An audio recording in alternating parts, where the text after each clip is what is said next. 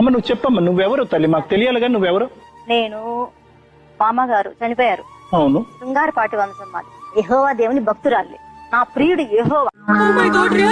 నేను ఎంతమందిని చూసినా కూడా ప్రేమలోనే పడలేదు. ఎంతమందిని చూసినా కూడా. కానీ ఆ పరమజ్యోతి మనిషిని చూసినాక అతనిలో ఏంటో, అతని కళ్ళలో చక్రాలు, అతని కళ్ళలో కళ్ళు పెట్టి లోతుగా చూశాడండి. నేను ఇతనితో జనరల్ గా ఉండేదాన్ని ఒక భర్త స్వరూపంలో. నేను నమ్మను. అతను ఎంతమందిని కన్యత్వాన్ని తీసుకున్నాడో తెలియదు గాని మన కళ్ళ ముందే గడుచుకోవడం ఇది రాశాండాలమా. ఆ కళ్ళల్లో చక్రాలను చూసి ప్రేమలో పడిపోయి. అతీత శక్తులు ఉన్నాయన్నావు కదమ్మా.